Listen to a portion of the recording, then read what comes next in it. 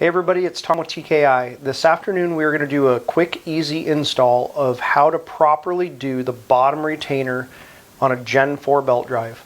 We've had a lot of questions about this. We've had some people not necessarily install them properly. So we are going to do a video, step-by-step video, how to just do the bottom retainer. So with that, we'll get started. Alright, as you can see, we have our retainer ready. And we also have the retaining compound that we use. With this retaining compound, you will need to take the cap off and clip the end of the tube. So now you can see the compound is ready to come out. As you can see, the face of this shaft, and then there is the ring. On the factory turbos, the retainer, so this face from the end of the shaft to the face will sit in a little bit less than 1/8 of an inch. On the 2017 through the 2020 naturally aspirated sleds, this drive shaft is actually longer. So it will sit from the face of the shaft to the face of the insert, it will set in almost 1/4 of an inch. So depending on which sled you have, is how far the distance from the end of the shaft to the face of the insert will sit. We want to start by taking the sleeve retainer. This is just Permatex sleeve retainer, and I squeeze a generous amount into the end of the shaft. As you can see, it's kind of running out. So I will take it and coat the entire inside of the shaft really well. And then I will take and put a little bit on each of the pedals to make sure that we get it coated very good. Show that piece of it. Like this? Mm-hmm. Yep.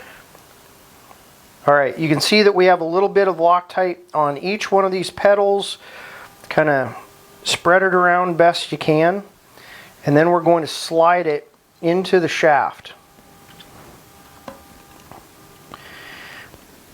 And it's like right now, I kind of have it cocked a little bit, so you don't want to just take a hammer and start pounding on it. The best way to do it is if you would take a 9/16 socket and slide it over the end of the bolt, and then you can tap the end of this with a hammer. So, but as you can see, ours actually slid in. And it's a little bit less than 1/8 of an inch from the end of the shaft. If you can get it to turn at all, you can turn it a little bit and make sure that it's coated properly. But from this point, what I like to do is let it sit. So let this sit for probably 30 to 40 minutes, maybe even an hour. Let the Loctite set up good, so that way that insert doesn't want to spin before we tighten the 9/16 bolt. Alright, we've waited about an hour and we have let the Loctite completely set up. At this point, again, we have to make sure that this insert on factory turboed sleds is below flush of the drive shaft, a little bit less than 1/8 of an inch. Naturally aspirated sleds, it will be about 1/4 of an inch. If it is not at this point, do not tighten this bolt. You really need to make sure that this is correct. Otherwise, you're going to have problems with the bottom gear walking out, and then you're going to see abnormal wear on the belt and abnormal wear on the splines on the bottom gear. So at this point, now that we know the retainer is set up, the retaining compound is set up, we can go ahead and grab our impact with a 9/16 impact socket, and just like that. So we have expanded that insert now in the bottom drive shaft. As you could tell from the tone of the impact, that it is tight. Also, if you look in these slots, you can see that back insert now has been pulled completely tight with the cup side of the insert. So now we know it's expanded properly. At this point, we can take the 3/8 and the washer out, and you can discard that. We no longer need it. So our insert is in, everything is set up. Insert is not going to spin because of the sleeve retainer.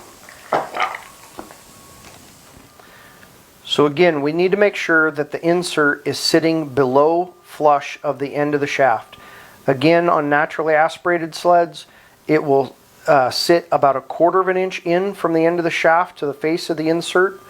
On factory turboed sleds, because they do have the shorter shaft, it will sit a little bit less than 1/8 of an inch from the face of the drive shaft to the face of the insert.